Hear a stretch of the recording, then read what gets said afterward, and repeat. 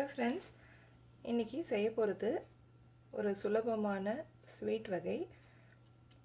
இந்த ஸ்வீட் எங்கள் வீட்டில் வேலை செய்கிற கீதாங்கிறவங்க வீட்டில் அம்மா பால் காய்ச்சும் போது ஏதோ ஒரு காரணத்தினால அது திரிஞ்சு போச்சு அப்படின்னா, அதாவது வீணாக போன பாலுன்னு சொல்லுவோம். அதை நாங்கள் பொதுவாக கொட்டிடுவோம். ஆனால் அது நீங்கள் கொட்டாதீங்க, எனக்கு கொடுங்கன்னு ரொம்ப ஆசையாக எடுத்துகிட்டு போகும். நான் கேட்டேன், இது என்ன எதுக்காக எடுத்துகிட்டு போகிற அப்படின்னு. இல்லை ஸ்வீட்டு செய்வோம் அப்படின்னு சொல்லிட்டு ஒரு நாள் ஸ்வீட்டு செஞ்சு காமிச்சது. எனக்கு பிடிச்சிருந்தது. ஆனால் இது கொஞ்சம் லேசாக புளிப்பாக இருக்கும். இது எப்படி செய்யுதுன்னு பார்ப்போம். சில பேர் இது ஜுன்னுமாங்க. இங்கே 2 லிட்டர் அளவுக்கு பால் இப்போ 2 கிண்ணத்தில் நான் எடுத்திருக்கேன். நான் இது ஏற்கனவே மீடியம் ஃப்ளேமில் வச்சு நான் சூடு பண்ணியாச்சு. ஒரு 5 நிமிஷம் தான் வச்சுருப்பேன். வச்சுட்டு அடுப்பை அணைச்சிட்டேன். இப்போ ஒரு 5 மினிட்ஸ் ஆகிருக்கும் ரெண்டுமே. பார்த்தீங்கன்னா பாருங்கள், இப்போ இது நான் கலக்காமல் வச்சுருக்கேன். இது ஏற்கனவே கலந்துட்டதுனால கீழே அந்த பால் திரிஞ்ச பால் கீழே இருக்குது, மேலால் அந்த தண்ணி இருக்குது, அதாவது வே வாட்டர்ம்பாங்க, அது மேலால் இருக்குது. இப்போ மிக்ஸ் பண்ணிங்கன்னா உங்களுக்கு தெரியும். பாருங்கள், ஃபுல்லாக உள்ள அந்த வே வாட்டர் தான் உங்களுக்கு இந்த இது மட்டும் திரிஞ்ச பால் மட்டும் இப்படி இருக்கும் மேலால்.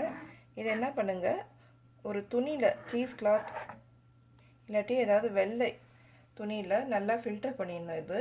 அதுக்கப்புறம் இதுக்கு தேவையானது சர்க்கரை. இப்போ அளவெல்லாம் கிடையாது, நம்ம எல்லாம் ஃபில்டர் பண்ணதுக்கப்புறம் எவ்வளோ தேவையானது மட்டும்தான் போட்டுக்கணும். சர்க்கரை, ஏலக்காய் பொடி, வறுத்த முந்திரி, திராட்சை. இது ரெண்டுமே ஆப்ஷனல்ஸ் தான். அதாவது ஏலக்காய் பொடி, திராட்சை, முந்திரி இது தேவைன்னா போட்டுக்கோங்க. அப்படி இல்லைன்னா வெறும் சர்க்கரை மட்டும் போட்டு மிக்ஸ் பண்ணி வைக்கலாம். முதல்ல இதை நம்ம ஃபில்டர் பண்ணிப்போம்.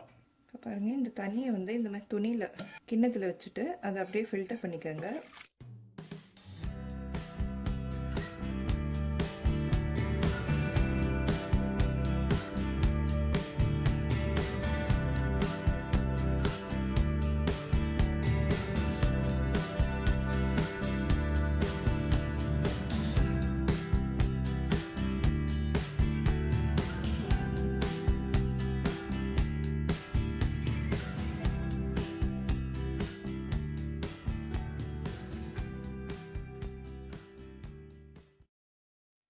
இந்த மாதிரி எடுத்துக்கோங்க துணியில்.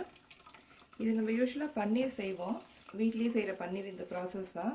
உங்களுக்கு பால் இப்போ இது நல்லாவே கெட்டு போயிடுச்சு, அதனால் நல்லா தெரிஞ்சிச்சு. நான் எதுவும் ஆட் பண்ணல. இப்போ ஒருவேளை பால் லேசாக கெட்டு போகிற ஸ்டேஜில் இருக்குது, உங்களுக்கு வேண்டாம் அப்படின்னு நினச்சிங்கன்னா இந்த அளவுக்கு உங்களுக்கு இந்த பன்னீர் உங்களுக்கு கிடைக்காது. அதனால் அதில் கொஞ்சமாக, அதாவது ஒரு 1/4 கப் அளவுக்கு இல்லாட்டி 2 டேபிள் ஸ்பூன் அளவுக்கு லெமன் ஜூஸ், எலுமிச்சைப்பழ ஜூஸை ஊற்றிக்கங்க. அப்படி உங்கள்கிட்ட எலுமிச்சைப்பழம் இல்லைன்னா வினிகர் கூட யூஸ் பண்ணலாம், இல்லை சிட்ரிக் ஆசிட், இது 3ல் ஏதாவது ஒன்று யூஸ் பண்ணுங்கள். இந்த மாதிரி உங்களுக்கு பதத்துக்கு வந்துடும். இப்போ இது நம்ம எல்லாம் ஃபில்டர் பண்ணியாச்சு. நான் சொன்ன மாதிரி மறுபடியும் இந்த தண்ணி தேவையில்லை. அப்புறமா இந்த மாதிரி ரன்னிங் வாட்டரில் பச்சை தண்ணியாக இருக்கணும். இன்னும் நல்லா காட்டிடுங்க அதை. நீங்கள் ஒருவேளை எலுமிச்சைப்பழம் ஜூஸ் போட்டிருந்தீங்கன்னா புளிப்பு தன்மை இருக்கும், அதனால் நல்லா தண்ணியில் வாஷ் பண்ணிடணும். இல்லாட்டி நீங்கள் செய்யும் போது அந்த புளிப்பு இருக்கும். நீங்கள் இப்படியும் தண்ணி ரன்னிங் வாட்டரில் காட்டலாம். அப்படி இல்லைன்னா தண்ணியை கிண்ணத்தில் பிடிச்சிக்கோங்க.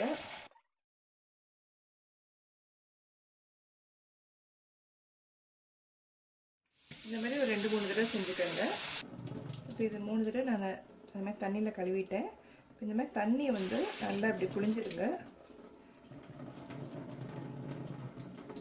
இது உங்களுக்கு நல்லா பன்னீர் செய்கிறமே ஒட்டை புளியணும்னு அவசியம் இல்லை, லேசாக தண்ணி இருந்தால் பரவாயில்ல. இந்த பன்னீர் எல்லாத்தையும் நம்ம போட்டுப்போம்.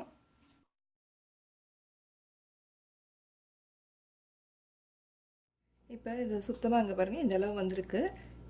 இப்படி எடுத்துக்கிட்டாச்சு. துணியில் இருந்ததையும் ஒட்டிகிட்டு இருந்தது, இந்த மாதிரி ஸ்பூனை வச்சு வலித்து சுத்தமாக எடுத்தாச்சு அதுலேருந்து. இப்போ இதில் ஒரு 1/4 கப் அளவுக்கு பால் ஆட் பண்ணிக்கோங்க. இங்கே என்கிட்ட லைட் க்ரீம் வந்துச்சு, அதை யூஸ் பண்ணுறேன் நான். அப்படி இல்லைன்னா நீங்கள் பாலும் யூஸ் பண்ணலாம். இது அடுப்பில் வச்சாச்சு.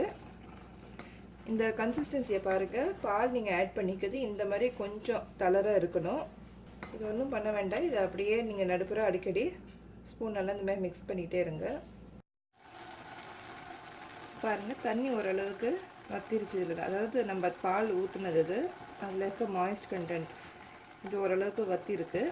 இப்போ இந்த ஸ்டேஜில் நீங்கள் சர்க்கரையை போட்டுக்கலாம். இப்போ இதுக்கு ஒரு 1/4 கப் சர்க்கரை போட்டுக்கோங்க, இல்லை உங்கள் தேவைக்கு ஏற்ற மாதிரி போட்டுக்கோங்க. இப்போ நான் இதுக்கு 1/4 கப் சர்க்கரை தான் போட்டிருக்கேன். ஏலக்காய் பொடியும் இப்போ இதோடையே போட்டுறேன். மேலும் இது ஒரு 5 நிமிஷம் ஆகட்டும். இது வரைக்கும் நான் இது ஒரு 10 நிமிஷம் வச்சுருந்துருப்பேன் நான். இப்போ மறுபடியும் ஒரு 5 நிமிஷம் வச்சுருக்கேன். இப்போ பாருங்கள், தண்ணி எல்லாம் ஓரளவுக்கு வற்றிச்சு. இந்த ஸ்டேஜில் ஸ்பூனை நீங்கள் கைவிடாமல் நீங்கள் ஸ்டிர் பண்ணிகிட்டே இருக்கணும்.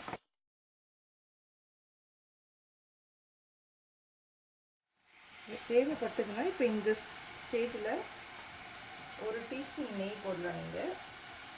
இதுவும் அகைன் ஆப்ஷன் தான், உங்களுக்கு வேணும்னு அவசியம் இல்லை.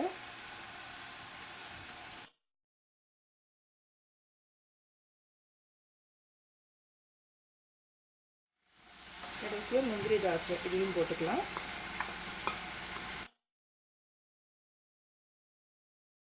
இது நீங்கள் இன்னும் மேலும் ஒரு 5 நிமிஷம், அதாவது இந்த கிண்ணத்தில் ஒட்டாத போது இப்படி பெட்டிக்கிட்டே இருக்கட்டும். நீங்கள் அல்வா மாதிரி அது கிண்ணத்தில் ஒட்டாத போது ஒரு க்ரீஸ் பண்ண பிளேட்லேயோ இல்லை பேன்லேயோ சின்னதாக இதை அப்படியே கொட்டி நீங்கள் பீசஸாகவும் போடலாம். இப்போ நான் அந்த மாதிரி செய்யலை, இது ஜஸ்ட் அப்படியே தான் எடுத்து வைக்க போகிறேன், கப்பில் போட்டு கொடுக்குற மாதிரி. உங்கள்கிட்ட பிஸ்தாஸ் இருந்துச்சுன்னா நீங்கள் அதையும் போடலாம். பாருங்கள், சுத்தமாக இந்த மாய்ஸ்டர் போயிடுச்சு. இப்போ கரெக்டான பதத்தில் இருக்குது. இந்த ஸ்டேஜில் இங்கே பாருங்கள், இன்னும் இது வந்து அடுப்பில் ஒட்டுது, உங்களுக்கு லேசாக ஈரம் தெரியுது உங்களுக்கு. அதனால் இன்னும் ஒரு 5 நிமிஷம் வச்சுருந்து நீங்கள் க்ரீஸ் பண்ணி பீசஸாக போடுறதா இருந்தால் அந்த மாதிரி இன்னும் மேலும் 5 நிமிஷம் வச்சுக்கணும்.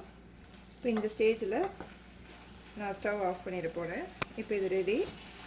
2 லிட்டர் பாலுன்னு சொல்லியிருந்தேன். அதில் இது இப்போ ஒரு 350 கிராம்ஸ் போல் இருக்கும், அந்த அளவுக்கு வந்திருக்கு. இப்போ ரெடியாக இருக்குது. நீங்கள் இது சூடாக இல்லாட்டி ஃப்ரிட்ஜில் கொஞ்சம் நேரம் வச்சுருந்துட்டு நல்லா சில்லாக சர்வ் பண்ணிங்கன்னா ரொம்ப நல்லாயிருக்கும் டேஸ்ட்டு. ஃப்ரிட்ஜில் வச்சுருந்தீங்கன்னா இன்னும் கொஞ்சம் கூட இறுகிட்டு நல்லாயிருக்கும், மில்க் அல்வா மாதிரி. மில்க் அல்வா இதே ப்ராசஸில் தான் செய்வாங்க, ஆனால் பாலை ரொம்ப நேரம் சுண்ட வைக்கணும் நம்ம. இது அந்த தெரிஞ்ச பாலில் நம்ம செஞ்சுருக்கோம். ட்ரை பண்ணி பாருங்கள், உங்களுக்கும் பிடிக்கும்னு நம்புகிறேன் இந்த ஜுன்னு ரெசிபி. செஞ்சுட்டு உங்கள் ஃபீட்பேக்கை மறக்காமல் கொடுங்க. வழக்கம் போல் ஒரு டிப்ஸ், இது டிப்ஸ்ன்னு சொல்கிறத விட சஜஷன் சொல்லாங்க. இன்றைக்கி நான் செஞ்சதில் வந்து பார்த்துப்பீங்க, இது நான் யூஸ் பண்ண கிண்ணம் வந்து ஒரு பிராண்டடான நல்ல ஹை குவாலிட்டிக்கு நான்ஸ்டிக் கிண்ணம் தான். ஆனாலும் நான்ஸ்டிக் வந்து யூஸ் பண்ணவே கூடாது, நல்லது இல்லைங்கிறாங்க. அது நம்ம ஒரு காலத்தில் நம்மளுக்கு ரொம்ப ஈஸியாக இருந்தது அப்படின்ட்டு அதை நிறையா யூஸ் பண்ணிட்டு தான் இருந்தோம்னு நினைக்கிறேன் பல பேரும். ஆனால் முடிஞ்ச வரைக்கும் இப்போ அதை அவாய்ட் பண்ணுறது நல்லது. ரொம்ப ஹை ஹீட்டில் இல்லாமல், அதாவது மீடியம் ஹீட் வரைக்கும் நீங்கள் யூஸ் பண்ணுற மாதிரி இருந்தீங்கன்னா அதுவும் ரொம்ப நேரம் குக் பண்ணக்கூடாது. அந்த மாதிரி அவசரங்கும் போது நீங்கள் நான்ஸ்டிக் யூஸ் பண்ணலாம். இன்றைக்கி நான் யூஸ் பண்ணது கூட ஸ்வீட் வகைகள், அதாவது நம்ம ஒட்டாமல் வரணும், அடிப்பிடிக்காமல் இருக்கணும் அப்படிங்கிறதுக்கு, அவாய்ட் பண்ணவே முடியாதுங்கிறதுக்கு நீங்கள் யூஸ் பண்ணலாம். ஆனால் நான்ஸ்டிக் எவ்வளோக்குள்ள நம்ம யூஸ் பண்ணாமல் இருக்கோமோ அது நல்லது. ஏன்னா கேன்சர் காசிங் அந்த டாக்ஸின்ஸ் அதில் நிறையா இருக்குது. அதாவது உடனே நீங்கள் சூடு ஹீட் வச்சோன்னே அதில் இருக்கிற ஹீட் வந்து அந்த டாக்ஸிக் எஃபெக்ட் வந்து அந்த சாப்பாட்டில் கலந்துருங்கிறாங்க. கேன்சர் காசிங் எஃபெக்ட்ஸ் இருக்குதுன்னு இப்போ ரிசர்ச்சில் சொல்லியிருக்காங்க. முடிஞ்ச மட்டும் நான்ஸ்டிக் அவாய்ட் பண்ணுங்கள். இந்த ரெசிபியும் செஞ்சு பாருங்கள். நன்றி, வணக்கம். Thanks for watching. Like, comment and subscribe for more weekly videos.